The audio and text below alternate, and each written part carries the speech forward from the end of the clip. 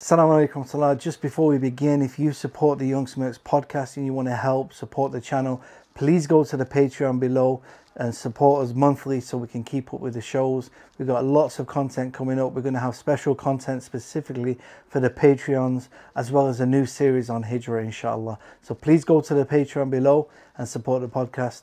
Assalamu alaikum salah. إنك لا تهدي من أحببت ولكن الله يهدي من يشاء. Bismillahir Rahmanir Rahim. Alhamdulillahi Rabbil Alameen. Wa salatu wa salam Rasulillah. Assalamu alaikum wa rahmatullah. Welcome to today's podcast, the Young Smirks podcast. I'm here with a very special guest, Sheikh Suhaib Hassan. Assalamu alaikum, Sheikh. Alaikum assalam wa rahmatullah. How are you, Sheikh? Alhamdulillah, fine. Alhamdulillah. Sheikh, it's a pleasure to come and visit you. It's I've heard a lot about you, and for many years I've been hearing about you from brothers, and I thought it'd be a great opportunity to come and visit you and spend some time with you and hear about some of your life story. Thank you. So we can benefit from you and your family.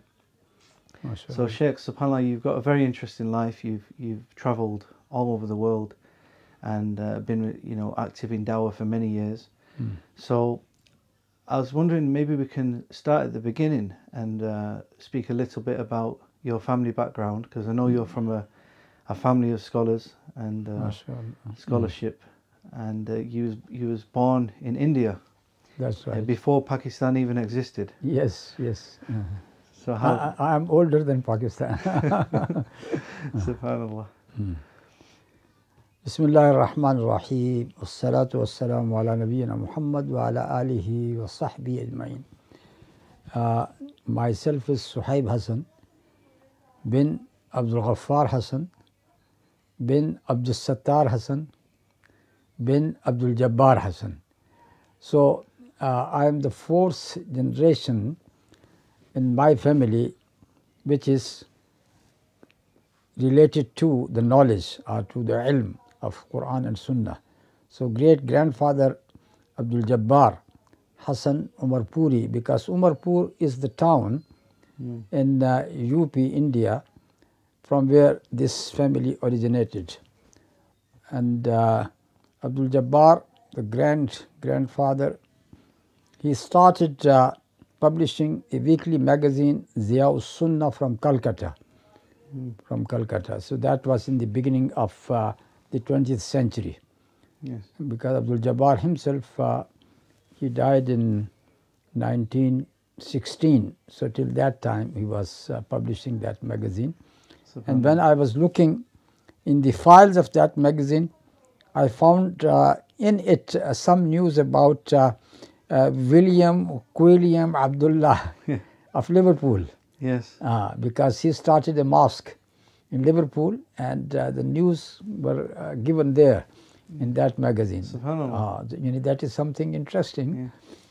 Anyhow, so his son Abdul Sattar Hassan, he was also a scholar, but he died in his young age.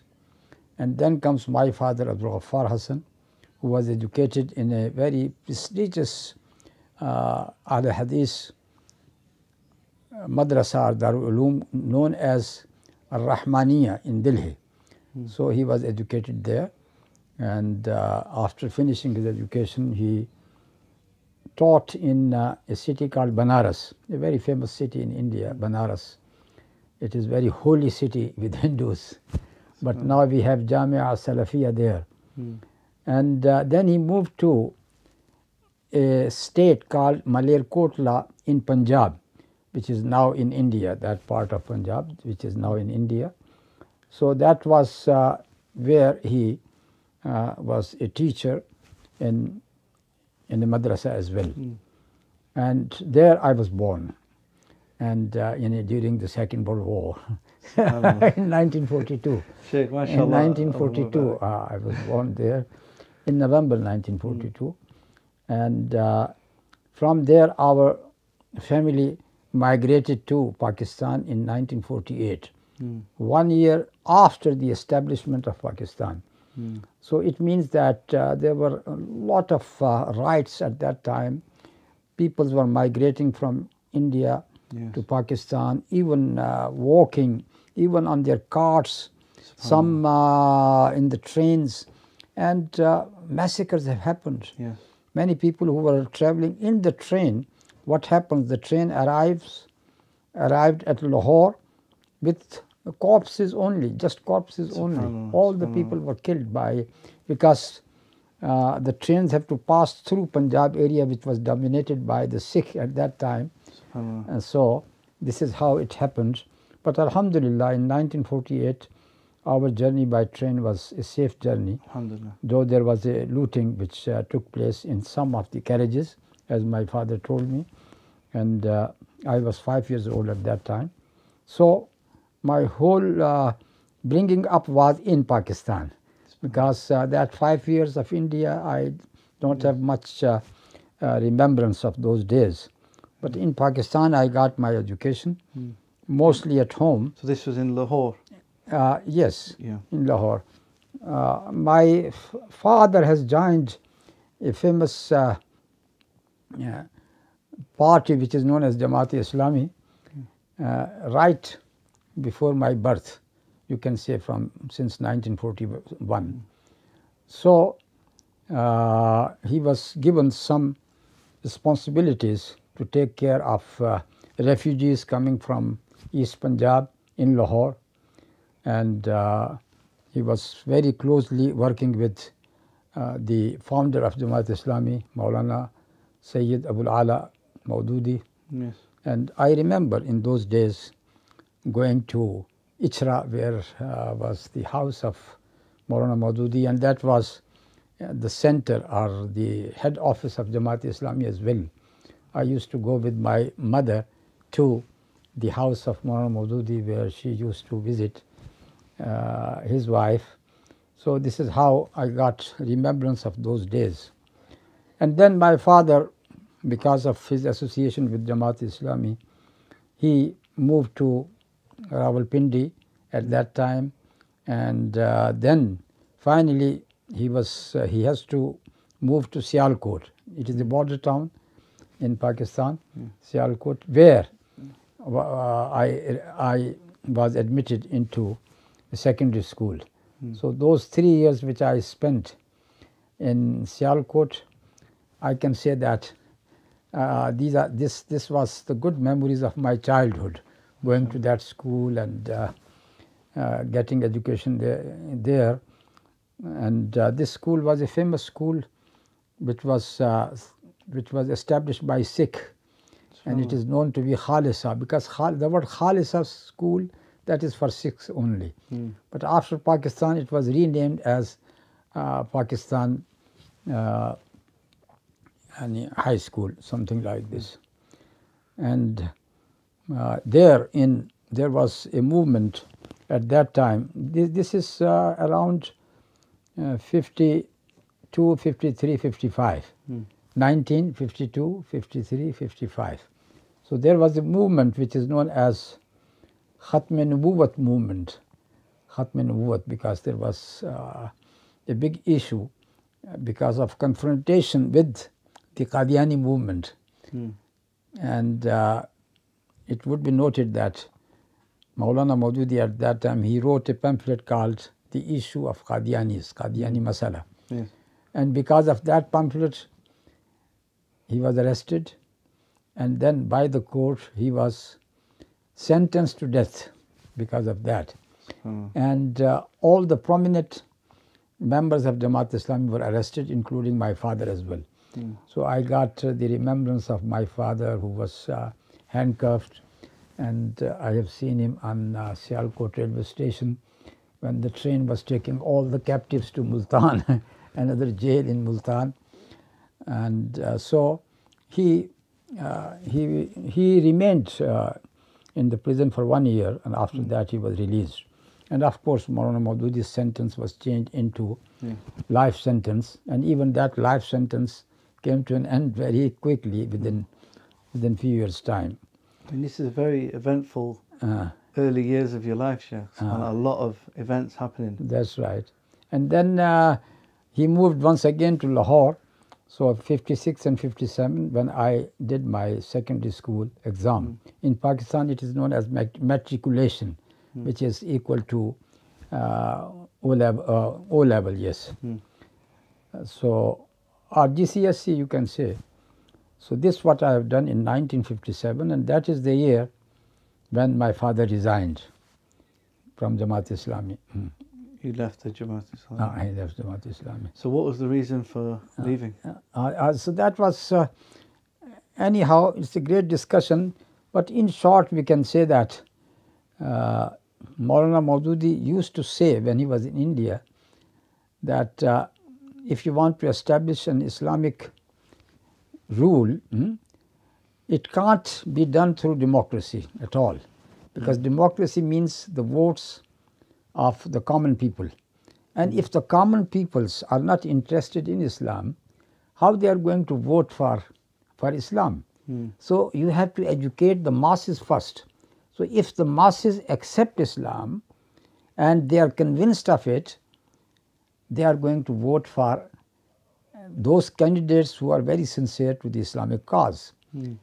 So once they bring such type of change through votes, yes, they can establish.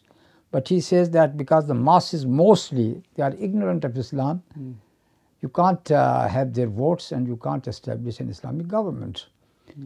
That was his ideas before partition of India to two countries. But once the Pakistan was established, he said that as long as Pakistan has come into existence, as if Pakistan, by saying La ilaha illallah Muhammadur Rasulullah, they got this basis, the basis of La ilaha illallah Muhammadur Rasulullah. So it is nothing wrong if we participate into the elections through democracy and try to form an Islamic government. So this is how they participated in the first elections in Punjab province at that time, which was the very same period which I am mentioning, 50s. And it was a complete failure, complete failure. They were not able to get even one seat in the assembly, except for, except for one candidate who came through an Ahle Hadith or Salafi backgrounds, and because of that background he was popular in his area, and he was supported by Jamaat, so he won the seat. So he was just one person, and that is not going to bring any change. Yes. So then there was a big discussion among the Jamaat leaders that can we establish an Islamic rule through this way or not. So my father, along with some other prominent members of Jamaat Islami, they are of this view that the first opinion advanced by Maulana Maududi, that was correct. Until you educate the masses, you can't get their votes at all. And this is why your duty is to create more and more dawah among the people. And this is just like the butter. If you want to have good butter, then you should have good quality of milk as well. So if the milk is polluted, the butter would not be fine. Yes. So, Sheikh, this is still a very relevant topic for today. yes. You know, as Muslims living in majority non-Muslim lands, these discussions are still going on. Yes, that is true. That is true that through democracy, democracy means the vote of the common people. If the common people wants to legislate wine should be allowed, Yes. who is going to stop them? Yeah. I mean, we saw that recently with the Brexit vote. That's right. You know, where the common people get the chance to vote, but they don't actually know what they're voting for. They don't understand it. You know, and these important matters shouldn't be left into the hands of the everyday people. Yeah. So that was the main reason that my father and some other prominent scholars in Jamaat Islami, they said that this is not the proper way. This is not the proper way. We should leave that way and we should follow the first idea which has been propounded by Maulana Maududi, that do dawah and create a better understanding of Islam with the people. They will say, oh, it will take time. It will take time, maybe 30, 40, 50 years. But I myself now I can see that more than 70 years have passed upon the establishment of Pakistan. And what happens? Never ever any Islamic party has come to rule in Pakistan at all. Yeah, subhanAllah. Why? Because the people, they like prayer, they like fasting, they like going for Hajj and Umrah. But when it comes to the rule itself, they are going to vote for secular parties, the parties who are not interested in Islam at all. This is what is happening throughout these years. Even now you can see that, for example, the present government and the previous one, they are all, they say that they are Muslim, but they are not propagating for Islam. They are not saying that we are going to establish the Islamic rule. They are not saying that we are going to abolish usury. They are not saying these things. They are just looking for the welfare of the people. That is good. Welfare of the people is good. But Pakistan was not established just for the welfare of the Muslims. It was established to establish the rule of Allah subhanahu wa ta'ala on this earth. So when your father left the Jamaat Islami, what did he do then?